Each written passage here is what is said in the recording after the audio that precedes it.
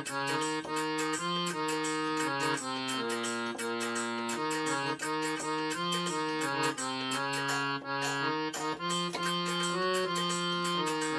peace or outer success? Inner peace. Okay. Morning meditation or evening prayer or kirtan, whatever you call. Oh, that's a hard one. Can I say both? Okay. Morning prayer, but evening kirtan to follow. Yeah. And Gita, Bhagavad Gita or Bhagavatam? Bhagavad Gita. Bhagavad Gita. Okay. And heart or your mind in your spiritual journey? Heart Heart. or your mind? Heart. Heart. Okay. And next question is Radha or Krishna? Why not both? Radha, Krishna are one. The two become one. Radha, Krishna, Jai. Okay. Okay. And nature walk or temple visit?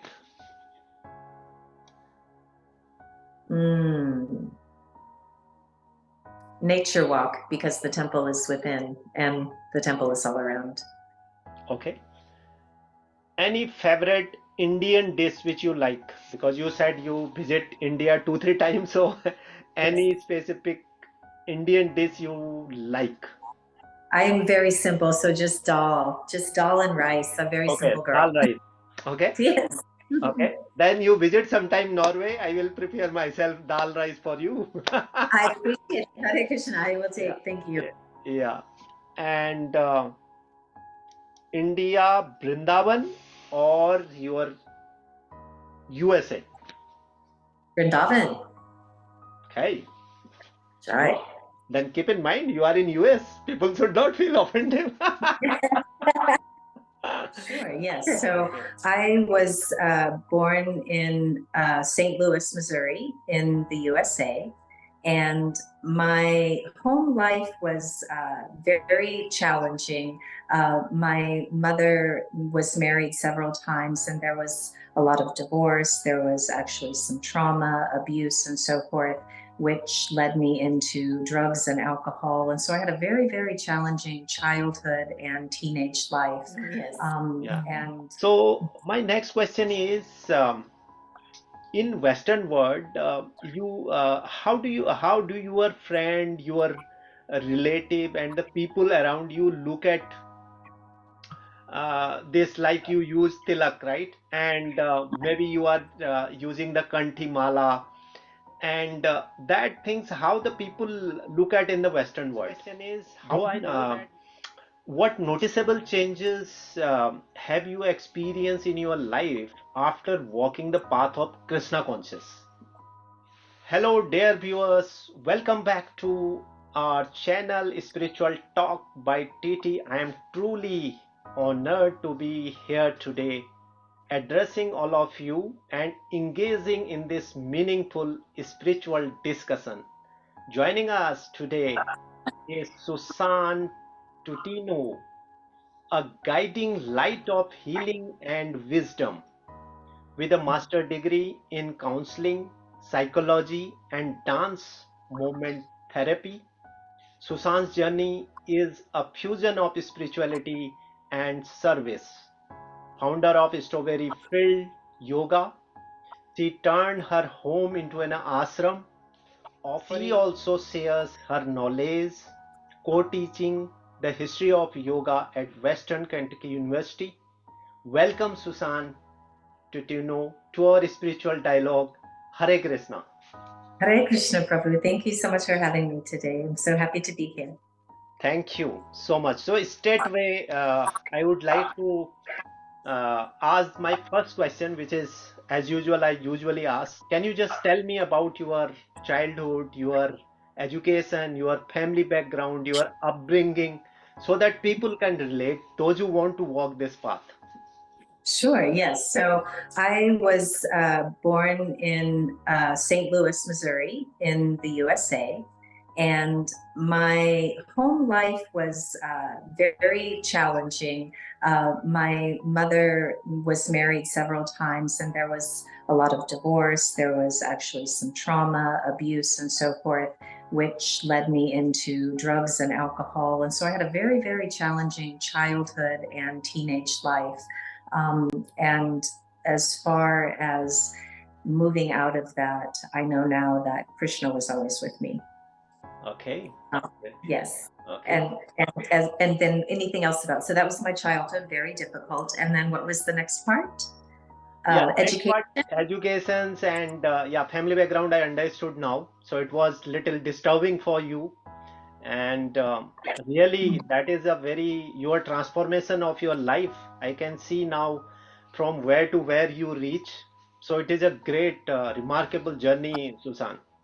Yes, thank you. And so, yes, so for education, I just went to, regular elementary, junior high, and high school, graduated high school, had no intention of higher education. It wasn't until later in my life that I did that. And family, we went to church a little bit, but it wasn't a huge part of um, my upbringing. Okay, great. So, coming to the next question, how was your family? As you a little bit discuss about it, your family environment concerning to religious and spiritual practices during your upbringing. Was there Yes. any essence of spirituality, any essence of towards the religion? Whatever you are Christian, if Christian, then also there are some essence of the spirituality. It should be ideally. So I know that my grandmother was a devout Catholic, although I never went to church with her or anything, but I would watch her.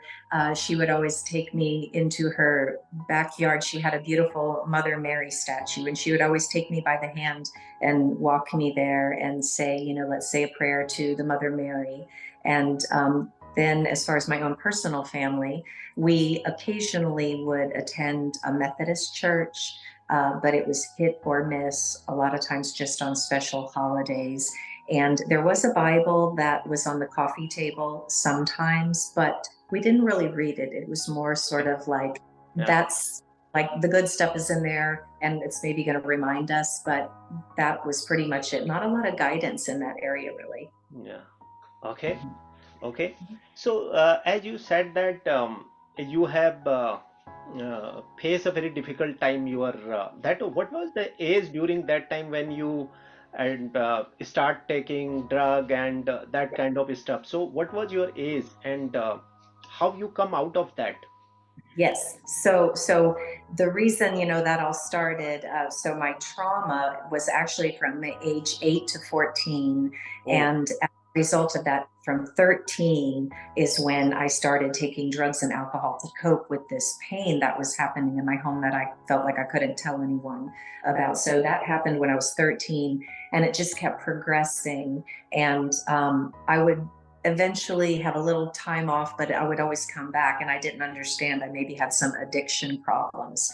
And then later in life, all the way up to like I got married and had kids and went to school and everything was good. But then I had not addressed that original trauma. And as a result, I ended up getting back into my addiction. And I actually chose in 1998 to okay. go to a chemical dependency treatment center. And I went to 12-step meetings. And interesting, they said one of the concepts was you had to have a higher power.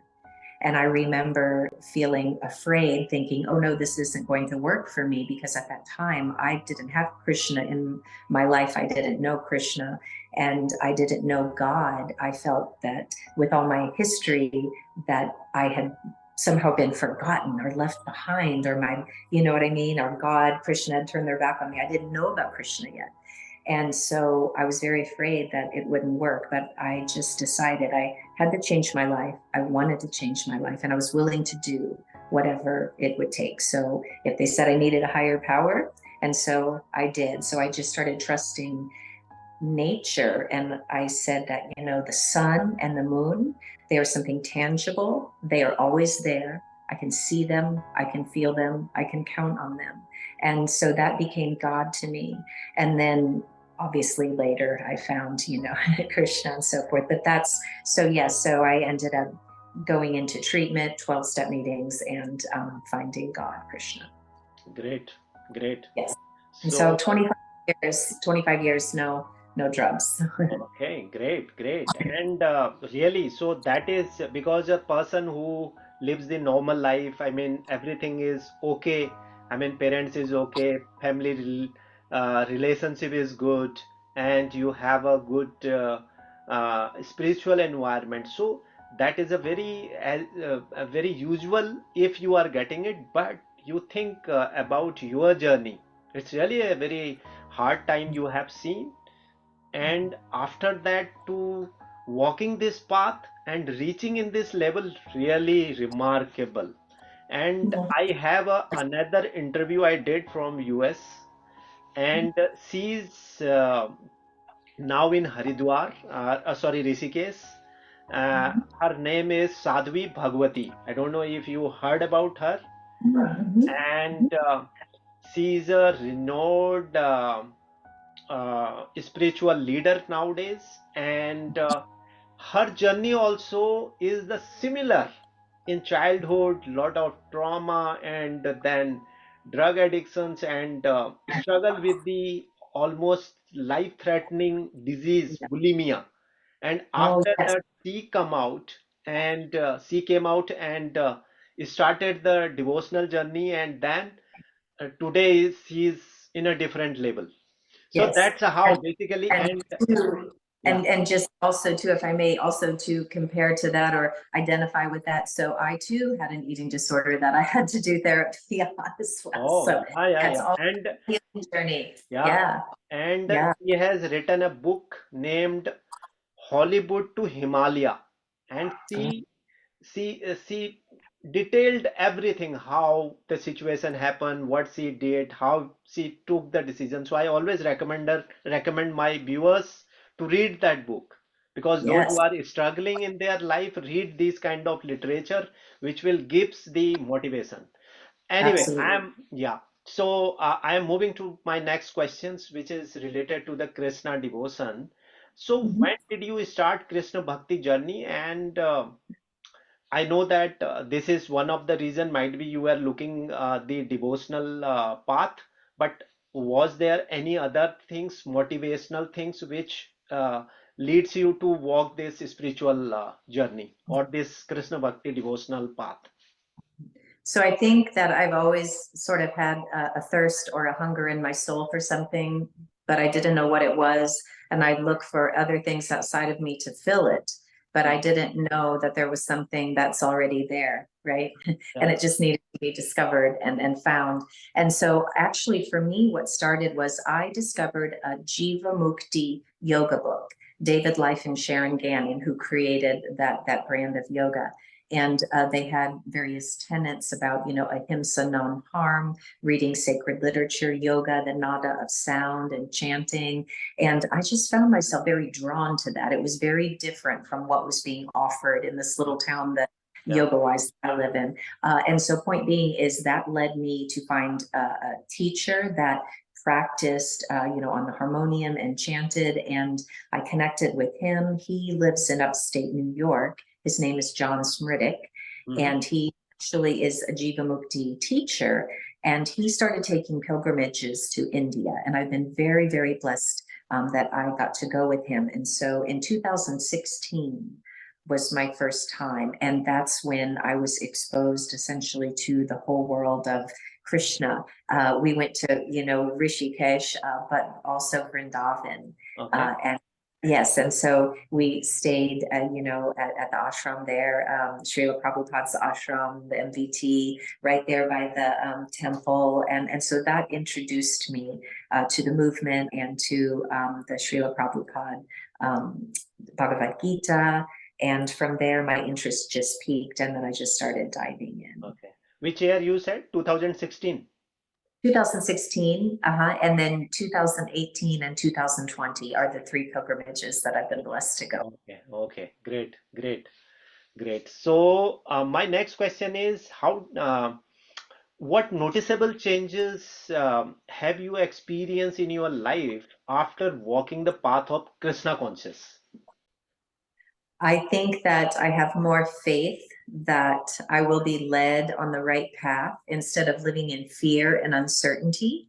I know that before I would try to figure everything out. And so I think with this path, it teaches me to be still, to go inward, to meditate, chant, focus, pray, and ask for Krishna's will and for me to be guided. So that helps me to alleviate fear and uncertainty. Because if I get out of my head and get into my heart where Krishna is, then I know if I pause and listen, I will be guided. And I ask, what is your will for me? Please show me that.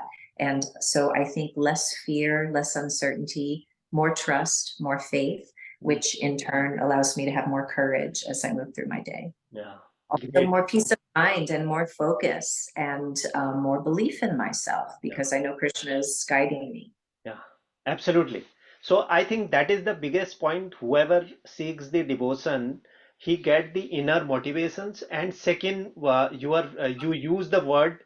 There is no fear after that because you know that somebody is protecting you, right? That faith, that conviction makes the difference in anyone's life. Die. Yeah, Yes. yeah. So my next question is, in Western world, how do your friend, your relative, and the people around you look at this? Like you use tilak, right? And maybe you are using the kanthi mala, and that things how the people look at in the Western world. Though I know that nowadays a lot of Krishna devotees are across the world, so this is not a new things. Yes. Even Srila Prabhupada started in US and transformed the life of druggist. So that is a long now people digest it, but still I think I want to understand your experience with the people around. Yes. So, well, and it's really interesting where I am located. So, I live in Kentucky, which is more in the South. And also, there's a term that we use in the United States. It's called the Bible Belt. And not that that's necessarily bad or derogatory, but just a description, meaning that there's a certain area in the United States, in the southern portion, that is very much a large concentration of Christians who go to church and believe in God, Jesus, and the Bible. Mm, And everyone should have a right to believe whatever faith mm, calls them. You know, in Bhagavad Gita, Krishna says that we all have a propensity towards one faith, and in the end, they all lead to Krishna. You know, so but people are not maybe sure about what I'm doing and don't understand. But there are some who are very curious. And so, for instance, in my small town, we have a handful of yoga studios, but they are more Western focused, meaning all about the physical practice and the asana, not so much about the philosophy or chanting or diet, okay. service, etc. So people are very curious about what I'm doing. The people who come here, it's very small. So I think they're curious, but I also think people follow me on social media because they see a peacefulness about me and they're curious about what are you doing. You know, and it's bhakti yoga, Krishna consciousness. Yes. Yeah. Okay. Great. And how about your And also, I'll use this opportunity, forgive me, just real quickly, use the opportunity to use Krishna's words, which are better than mine anyway, when Krishna tells us that it is better to follow our own path imperfectly than someone else's perfectly. And so that's how I feel. I say that if I offer a class or an event, whether there's none, one, or 100, I will be here in front of my altar doing the yeah, practice. yeah. Okay, thank Great. you. Great. So it is a great service, I would say. So my next question is about the same. You said you are teaching the yoga, and please tell me something about it. How you started, and how long you been in this practice, specifically Yes. from your learning, and what is the course of your learning? Which methodologies, or I would say, which scriptures, or you follow any scriptures like Patanjali Yoga or that kind of any scripture you follow? So please tell me something about that. Yes. So I was introduced to yoga in 2010 as part of another healing journey that I was on, addressing repressed memories and my trauma. And I actually went to a place in New Mexico to do some healing and therapy, and they had yoga as a modality on their offering. So I started doing yoga in 2010. 2011, I decided I think I want to do a teacher training. And then in 2012 is when I created Strawberry Fields, which is my own personal offering in my home. And that just kind of progressed until I started reading the philosophy. And yes, I do enjoy and take so much from Patanjali Yoga Sutras, the Ashtanga 8-limb path, all the, ahimsa, satya, asteya, brahmacharya, like all those concepts. I love to incorporate and share and teach about those things. Ishware, pranidhana, surrender, devotion to the divine. And then also Bhagavad Gita is the main one, talking about bhakti yoga and sharing that. So it came into yoga, was introduced to me as a healing modality, which then I became interested in as a philosophy, spiritual student. And then now it is completely opened into the whole bhakti yoga, Krishna consciousness for me. Yes. Okay. So have you taken any formal educations for yoga from any So yeah. I've done a couple of 200-hour teacher trainings. I've done a 300-hour teacher training and a 500-hour teacher training, and then attend, workshops and things of that nature. Okay, great. Okay, good. So my next question is now coming to that Krishna Bhakti Yoga, how this integrate the principle of Bhakti Yoga into your yoga classes. Yes. And so when I teach my classes at Strawberry Fields, which is my home studio ashram, this is behind me is my altar. So when you come to my home, what would normally be an American living room with couches and TV and lamps and snacks, potato chips, but you come in and it's an empty room. So like when you come here, there's a sign out front, and first of all, it talks about what is this space, and to make people know that this isn't just like a yoga studio or a business, but that this is a spiritual place of yoga, meditation, spirituality, and so forth. And so personally, when they arrive, that's one of the ways is that they understand that, oh, this is a sacred space, and so maybe I should get in the right mindset and the right heart set before I enter. And then when they come in, I have the altar, the deities, the candles, the chanting, the books, all of it. And so just the experience physically is setting that intention for what is about to happen in the class. Correct. So there are how do you view the role of physical asana in spiritual path according to the both yoga philosophy and Krishna consciousness? So my understanding of that is that the yoga posture's intention is simply there so we can move all the kinks out of the body and find a comfortable seat and come to stillness. I hope the phone's not going to die. I'm going to carry it with me and put it on the charger. Okay, there. So we can come to stillness and sit comfortably, still the mind, find the breath, which takes us inward to find God, divine Krishna. So that would be from that aspect. And then, just the way that I teach it, even in the postures, I don't want to fight anything. I want it to be slow, mindful. And when you move into that posture, connect to the breath, which is source within. So it's all about finding your seat, finding stillness, finding your breath, stilling the mind, and finding God, Krishna within. Okay. So are there any specific rituals practices you follow for Krishna traditions that you incorporate into your yoga classes? Yes. And so at the beginning of every yoga class, firstly, before I start, I always bow to the altar. I actually have a beautiful bell from a temple in India that I ring. I always play my mridanga and chant the Panchatattva Maha Mantra.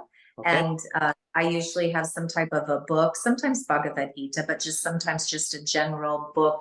It could be any book about yoga, just for information. And then I play the harmonium Mm. and do a mantra, a lot of times Maha Mantra. And then the music that I play when I do my classes, I don't do top 40 music. All the music is mantra, mostly talking about Krishna, Govinda, Radhe Yeah, Radhe, yeah, yeah. etc. So very focused on that. Okay, great. And your voice is also, you sing very well. I have seen your few reels. Yeah, you sang very good. And Thank you. your reels are very interactive, I would say, and it gives lot of, yeah, it gives lot of informations. Even I saw many things you discuss about some quote from the Gita, and then you discuss on it. I think you discuss about the mind control and those stuffs also very good.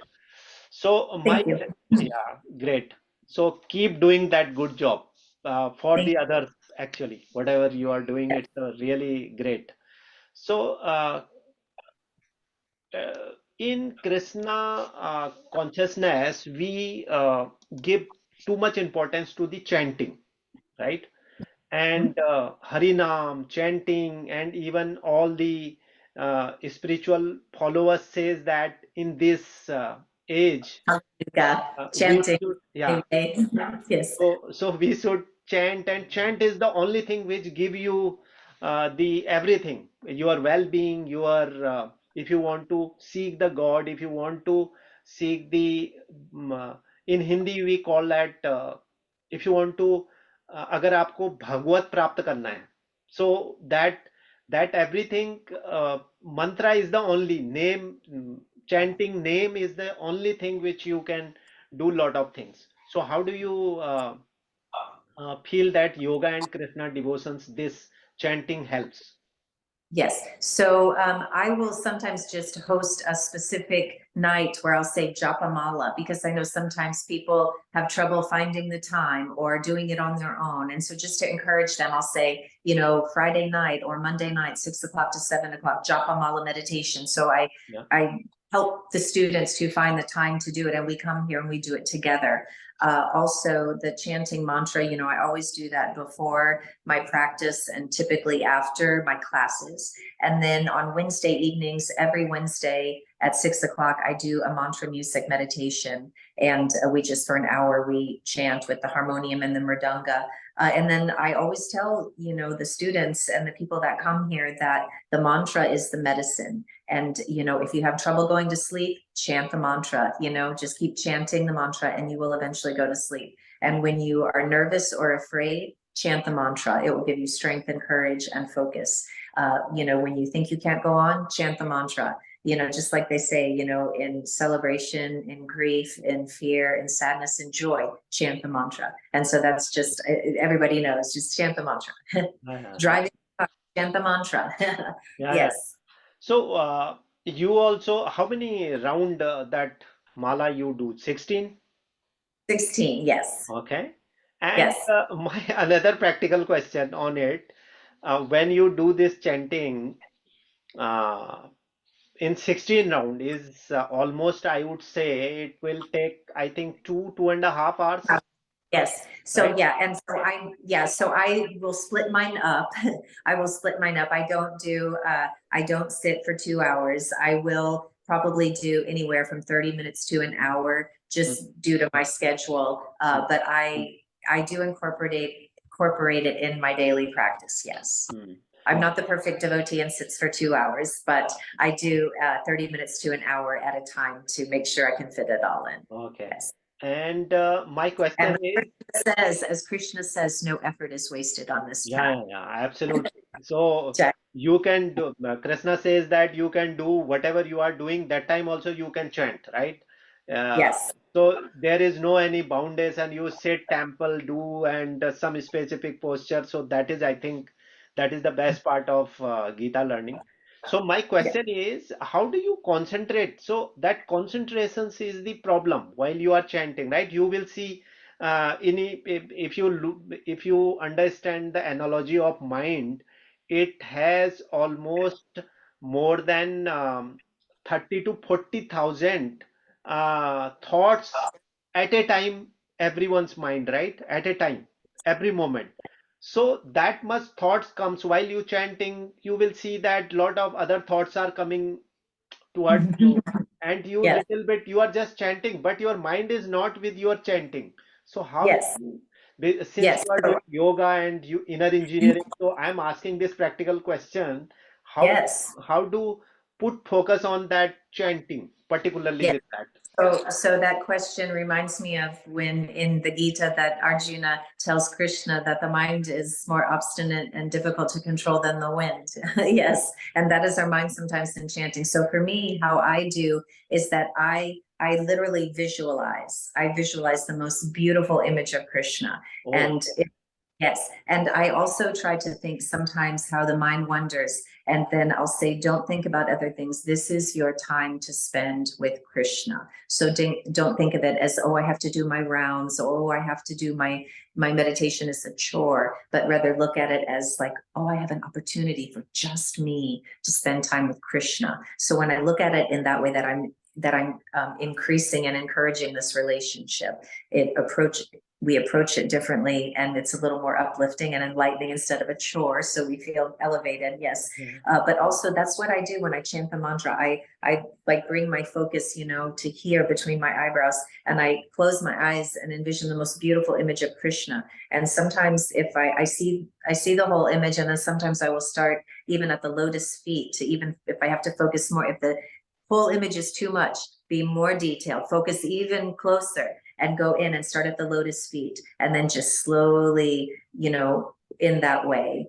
That's what I do. I just keep seeing the image Yeah. to focus. So I do the same practice. Actually, I try Yes, to try to keep focus on some images of Krishna, either some temple in Vrindavan like Banke Bihari and yes, that Nand Mandir, and those images. I think that is also the best. At least you will focus on a single thought, at least a yes, single point. Like if I'm doing Krishna chanting, Krishna Mahamantra chanting, then my focus will be on Krishna only. So whether it is his temple, any statue, or any such things which is relate to Krishna. So that is actually I do the same, but yes. still it is a because 16 round, This, the people those who chant more than two mala, more than 4 5 mala, example 16 round, 8 round, so that is difficult to concentrate that duration. So that's what I asked this yes, question, and because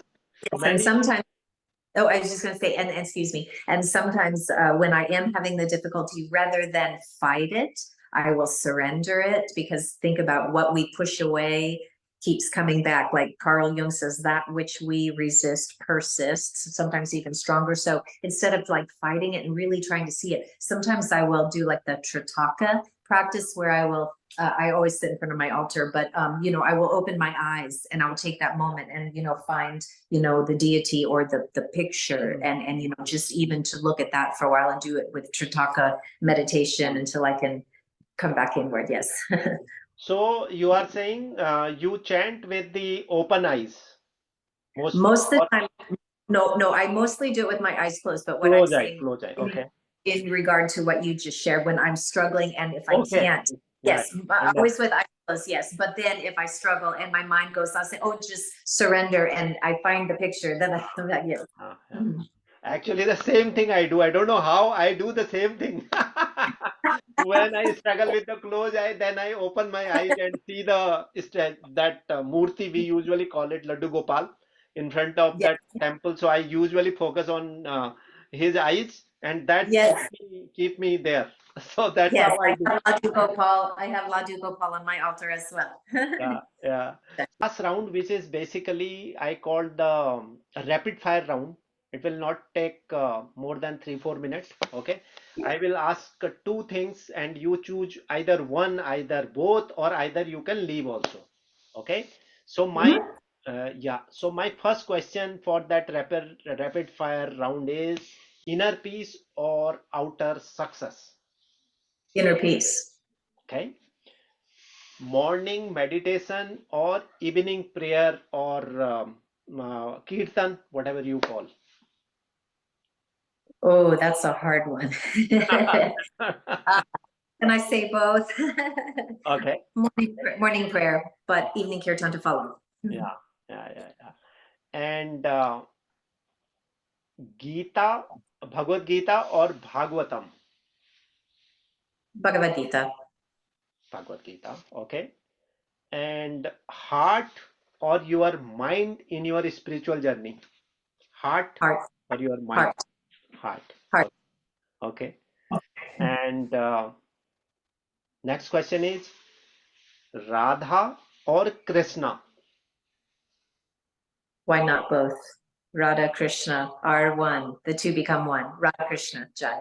Okay. Okay. And nature walk or temple visit?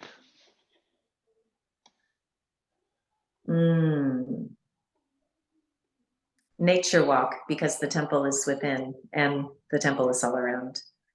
Okay. Any favorite Indian dish which you like? Because you said you visit India 2, 3 times, so any specific Indian dish you like? I am very simple, so just dal and rice. I'm a very Okay, simple girl. dal rice. Okay, Yes. okay. Then you visit sometime Norway. I will prepare myself dal rice for you. I appreciate it. Hare Krishna. I will take. Yeah, Thank you. yeah. And India, Brindavan or your USA? Vrindavan. Okay. Jai. Then keep in mind you are in US. People should not feel offended. Okay. And my last question for this round is Govardhan Puja or Radharani Appearance Day? Radharani Appearance Day. Okay, great. And last, you would like to give any message, final message to my viewers and Krishna devotee who are their own spiritual journey. Take time each day, even if you only have 3 to 5 minutes, to sit in silence and go within and connect to Krishna. Thank you so much. So, Susan, it is a great talking to you, and it is a great learning from you, and lot of insight I got it, and I will pass on this to my viewers, and I will try to connect with you with their questions because I Please. understand today's people are a lot of youth specifically are in unrest because of any reasons, but we I think this path, this yoga and devotional path can give them a cushion. So I will try to get those questions addressed from you in future as well. And thank you so much once again to giving me your valuable time, because I know that you have back to back your yoga classes and lot of other stuffs. So giving me the time for this, it is a great pleasure to me to talking to you. Thank you so much. Radhe Radhe. Radhe Radhe. Thank you. Peace. Hare Krishna. Hare Krishna. Hare Krishna.